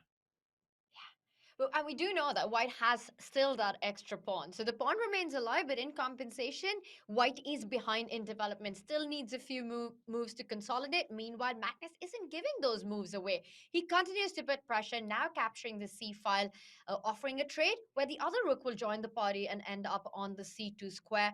Uh, David, even though Dennis is the one with extra pawn, it feels like Magnus has enough initiative. With the rooks capturing the open line, a potential penetration on the second rank. I'm liking Black's position here. Yeah, the more I look at it, the more I think it's really difficult for White here, especially if he's out of opening prep now, Dennis, to navigate your way through this. Who cares if you're a pawn down? Magnus really never cares if he's a pawn down. Yes, it's a very strong pawn, but it's not going anywhere anytime soon. It's more about piece activity, and you might be a pawn down with Black, but you're a rook up almost. This white rook in the corner, Mm. snoring loudly, and I don't even see how to continue. I've got to say, Tanya, how does Dennis keep fighting? Does he trade, and then put a knight on d3 and hope there's no checkmate? White king is not enjoying life. That would be a very brave way to play on without any development on the king side. But David, the white might need to start getting brave here because, like you said, it's hard to come up with moves that stabilize white's position. So much easier for Magnus to play, and that is so key in these kind of time formats. Who has the position where the moves flow in a more natural way? And one can just tell that with the black pieces, you're just looking at an easy play here. You're looking at your pieces going up the board. The rook coming forward, the knight from d7 can go to b6, the knight from f6 can eventually either land on e4 with the trade, or maybe even in certain positions on that d5 square. Meanwhile, no time for Dennis to improve the position of his pieces, and no time on the clock as well. He's under 6 minutes now. Yeah, really difficult for Denis Lazovic. Maybe just while he thinks just to put on the board what might be going through his mind. Maybe it will be a rook trade. Maybe he'll trade off this bishop, but to show the danger, there's already a deadly rook check landing on c1, and my instinct was to put a knight on d3, slowly but surely try to evict the black knight with the move f3 next so the white king can run. But I realized there's already ideas like rook to b8 at the very minimum coming in, and checkmate on Magnus's mind. Again, white is just one move too slow all the time, Tanya. Let's catch up though. There have been a few moves. He played knight to c4, blocking but self-pinning. Ugh, ugly. And now he's played the move f3. What do you make of this, Dennis? Is he a menace or is he crumbling in this position? He's always a menace, but it's tough to be one against Magnus. And I just feel you never trade queens against Magnus. That is the new rule of chess. Just don't get into any end games against the guy. And that pin does look like something that you have to answer against, especially because you can reinforce the attack on that c4 knight. The bishop, which is attacked right now on e4, David, can find itself on d5, asking some questions, and it might be time to push the e pawn. And I think that's Dennis's idea. E4 comes in with a tempo. It feels like Magnus, with how quickly he's playing, he knows exactly what he's doing. Bishop takes bishop, one step away from connecting the two rooks. What does Magnus have in mind after that? Yeah, good question. I wonder whether he's just going to go after the newly weakened d4 pawn. So, for example, you're advocating bishop takes c4. I agree. Normally, you want to take with a knight before a bishop, but here it's more important to connect the rooks. So bishop takes, but then rook to d8, maybe regaining the pawn. That's Maybe. a really nice idea. And I also want to point out that after knight takes bishop, I think you're just lost because black can simply double up on the c line. And I don't see a way for white to be on time to actually defend against that pin, David. Yeah, let's just show this. Here you're going for rook c. Although rook c7, maybe I'd take. Maybe I'm Oh, surviving. that's a nice tactic. Super And nice stuff. giving up. Oh, it doesn't work. Oh, Giving up. Oh, it's because of rook takes maybe rook f1 at takes the end. f1. Yeah. Yeah, selling the rook for a very high price, and black emerges with extra pieces. But if not knight takes b6, then what is it? Why is white not just losing, as you mentioned? What's Dennis thinking about? Big question because rook c8 is a massive threat. By the way, he is still, he does go with the bishop. He does pick it up. So he did spot the problem with knight takes bishop. Apparently, it wasn't rook c7, but David, bishop takes knight on the board. I think it's also a human approach. You don't want to keep pinning yourself on the c file. You want to improve the position of your king, connect the two rooks. Another big question is, where is Magnus Carlsen's compensation? Did you see that? He's Mm. surprised. He is surprised Magnus right now. And yeah, my original suggestion of rook to d8, maybe white just ignores it. Maybe white just gives the pawn back, moves his king forward, and white has a small advantage. I did realize, Tanya, rook c6, given a miss, maybe rook takes c4 was an idea, followed by rook to c8. But okay, now king e2. He's going to be tied up in knots, Denis Lazovic, but he's still a pawn up. Rook to c8 is a pin. What do you think's coming next? Magnus doesn't look too happy. And I'm trying to understand that. Why is that the case? Because you've got this eternal pin, or at least what seems like an eternal pin along the c file. The bishop can't move. And Magnus plays e5. Is it d5 now? Because I don't believe you can take the e5 pawn. It's free, but it comes actually with a big price. That knight can reroute itself to d7 and land on a very key square on either e5 or give a check to a key defender of the c4 square via c5.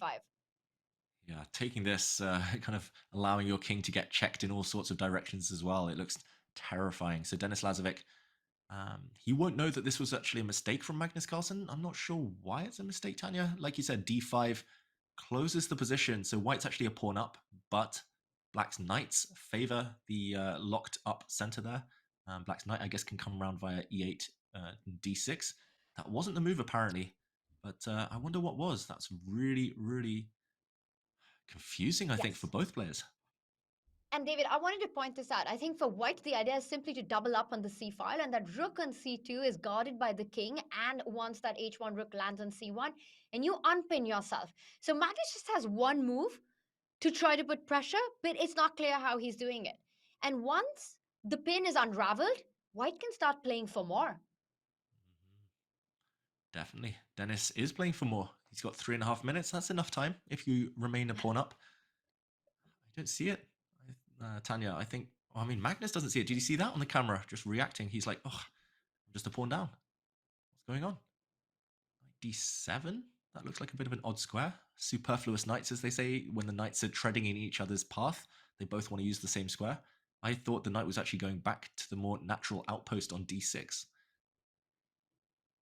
Magnus in And trouble. that felt like the maneuver. I agree with you. Magnus Carlsen is in trouble in this endgame. If he was playing with the white pieces, we would say this is over. You're not making a comeback in this game. You're down a pawn. There's no attack on the c file. There's no pin to rely on, and he doesn't even go rook to c1. He now falls back with the bishop, offering a rook trade. Knight is going to jump in with a check, though, so there is a little bit of activity for black. Was bishop b3 an inaccuracy there? Perhaps maybe he just needed to stay calm, just activate that lazy rook in the corner on h1. What do you think is going through his mind right now, Denis Lazovic? I mean, first of all, he's got to react to the check, but do you think he's getting excited, Tanya? He must know he's got an advantage here. Magnus Carlsen lives rent-free in his opponent's head. Denis Lazovic has to make sure he doesn't let Magnus get into his head. He needs to only think about his next move, David. He just needs to focus on that. Not think about the result, not think about the math situation, but just try to keep his chances alive. The moment he goes into the psychological battle with Magnus, that's bad news for Denis. So stay focused. Rook c2 is a threat. Rook c3 is a threat. How do you counter these two big options? And knight e6, quite a star move by Magnus. Really clever. Magnus knows now he'll either get his rook in, maybe to capture the bishop on c2, or he'll establish a monster knight in the center of the board on a beautiful outpost on d4. So yeah, Denis facing a dilemma here. Bishop to d3 you could move, but allowing the black knight in feels a bit scary long term. Or you could remove the risk, but also maybe reduce your own winning chances if the black rook gets in. Like you say, Tanya, rook check as well coming to c3 soon to pick up the a3 pawn. So really difficult decisions, at least for Denis Lazovic. Even if objectively he has an advantage, it's far from easy to convert. Super tough, and especially when you're touching the 1 minute mark right now. And the thing is, I don't really see a universe where he allows Magnus to post that knight on d4. That is not a knight anymore. That's an absolute stallion on the board, controlling so many squares, and the black rook still looking at penetrating along the c file. But if you trade on e6, I don't believe the a3 pawn will stay alive after the minor pieces are traded off. D takes e6, rook takes c2. The rook is not only threatening the c3 square, but also a slide over to the a2 square, picking up that a3 pawn. David, the more I look at this, the more I think that Denis, a few moves ago, should have included that final piece, that rook on h1, into the game. And I think that was his big opportunity.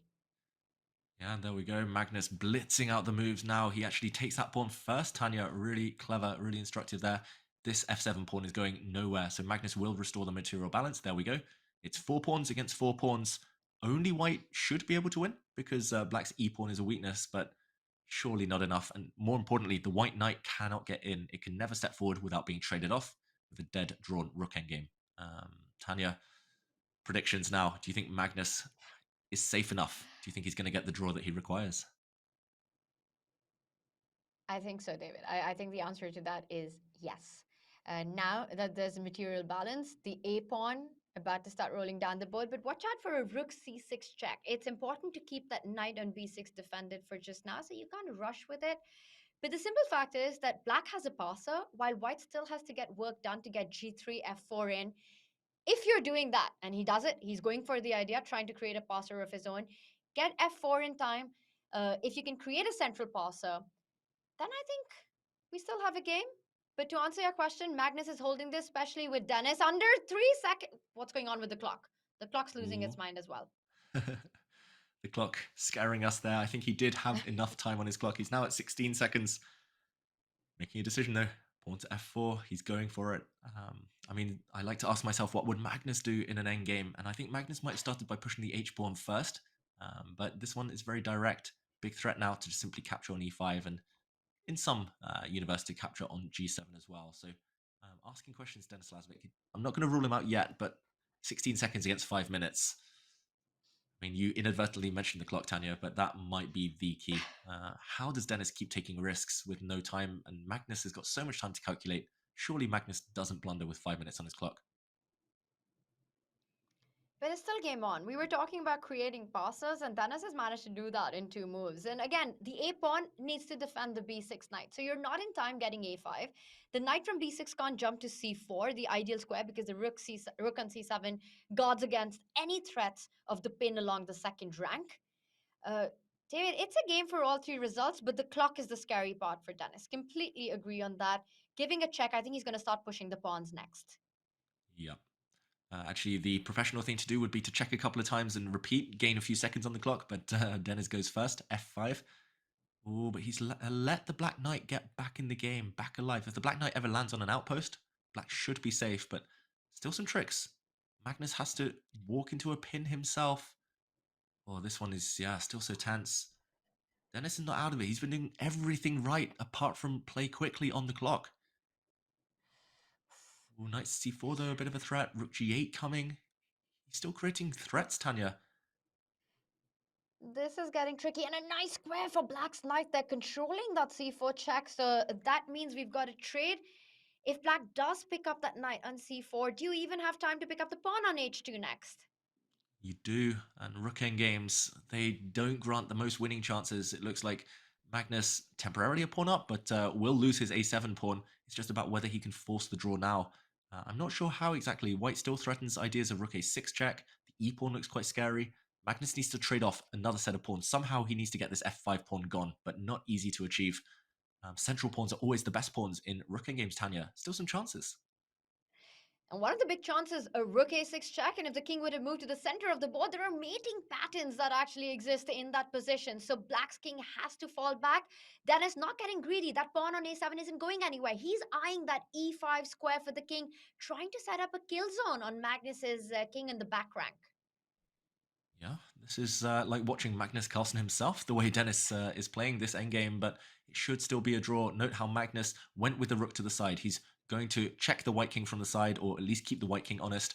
I think even without the h6 pawn, this position is a draw, but Magnus, he's found the drawing motif. Dennis is going to try and go in with his king, but it's too slow. It doesn't work. Rook b4 again. Should just hold the white king in its place. There we go from Magnus. Tanya, queens are off. Magnus just knows where the pieces belong. It's the same old story. Just amazing stuff. And we're saying that it's an easy hold for Black only because Magnus is playing Black. It's still such a complex endgame. You allow White's king with the activity, and now the e-pawn is about to move forward. Is rook f6 the way to go? Because, David, I would be terrified of allowing e5 on the board. Rook f6, e5 can still be played, Tanya. Wait, e5? No, you can't take the pawn. King e6. What? Magnus Carlsen, did he? Oh, there's still wait. g6. Oh my There's god. still g6. But why did the bar go crazy? Oh my god. Dennis was winning for one move. I thought king e6 was checkmate as well, but both players missed it. Dennis has no time. We will show that later to everyone, I promise, but now it's a dead drawn endgame. Now it's over. What happened there? And I think it was not just Dennis who missed it. Magnus missed it as well. And that's it. The king comes to f8. It's a king versus king. Magnus holds a tough endgame. Ends in a draw. What a fight by Dennis Lazovic. He lost only one game, the first game. That could have ended in a draw. And Magnus doesn't look happy with the way the game has gone. He doesn't look happy with the way the match has gone. But he knows he still managed to get the job done. David, it wasn't easy for him. It wasn't easy for Magnus. Ultimately, he was just able enough to pose enough problems to Denis Lazovic on board and clock to hold the draw, but he did it the hard way, Magnus. He was back against the wall, all-out defensive duty there, and Denis Lazovic close again. So impressive from the teenager, but not close enough. Magnus progresses. Magnus Carlsen progresses, as does Vincent Keimer. Denis Lazovic, Jan Krzysztof Duda are down to the elimination bracket. It will be Denis versus Alireza tomorrow. He will face Alireza. But what a day of chess it has been. And David, I know there was this final moment, this final critical moment in a crazy rook pawn ending. You've got to take us through some of the big highlights from this game. Yeah, actually, Dennis, although he was better throughout the game, he only had one winning shot throughout. It was 60 moves in the end, but here on move 54, he missed a winning opportunity. Magnus, first of all, should have moved his rook the other way. He should have aimed to check from the side. Checking the white king should still hold the draw, but Magnus actually made a mistake. He went to f6, and now the blunder. Rook takes f5. My heart was in my mouth here. I thought king e6 was simply winning, as Dennis played. This was actually a mistake though. He attacks the rook, he threatens checkmate in one, but this allowed Magnus to save everything, to give his king some breathing space by playing g6, defending the rook and giving his king an escape square. If though Dennis had more time on the clock, instead of 3 seconds left, he would surely have found the move king to d6 instead, threatening the same old check, but more importantly, not blocking his pawn. And now if black, for example, tries to move the rook, we would see the idea. It's a check first of all, and another check with the e-pawn, and the black king is simply forced away. You cannot step to f6 because you will be skewered.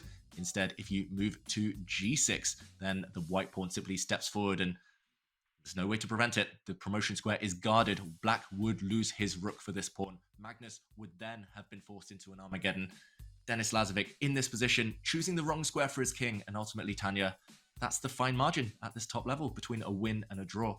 And wow, heartbreaking stuff. And that's the big spike we see on our eval bar. The one moment that Dennis had, but such a difficult one to play out as well because king e6 was the hand move. But it was a moment, a big miss for Dennis, which sees Magnus advance through to the winners final. It's going to be Magnus versus Vincent. I'm thinking about their World Cup clash. It's not going to be easy. Vincent Keimer was the only player to beat Magnus Carlsen in that first game of the World Cup. Magnus eventually went on to not only win that match, but also win the entire event. It's going to be revenge on the mind of the players and a spectacular fight for us, David. Yeah, spectacular. A lot to look forward to. Magnus Carlsen, Vincent Keimer, some great players. But of course, we also have the losers quarterfinals and some world-class action on show. I'm still catching my breath. That endgame, I mean, that could have been so different, Tanya. We could have been here for another game. We could have been here for an Armageddon. I would have loved to see it. I would have loved to see that match go down to the wire. And Dennis was just so close. And what a fighting match he played. But in the end, it's the Magnus touch, the Magnus magic in the end games. There's more magic that AnyChess is bringing to us. There is a new way to play chess. It is spell chess mechanics. Modify the offensive, the defensive, and strategic dynamics of the game, adding layers to your gameplay that will change how you see chess entirely. Dive into spell chess puzzles and prepare for epic PvP battles with your friends. To try your hand at AnyChess today, use the command AnyChess in chat or head over to go.chess.com/AnyChess to play some magical chess. And it has been scintillating chess all of today in the elimination bracket as well as the winners bracket. And what a day of matches. We've got a big interview coming up with the world number one, with Magnus Carlsen. You're going to love the break as well as we tell you more about AnyChess. Be sure to leave your questions while you watch AnyChess for Magnus Carlsen as he joins us right after this break.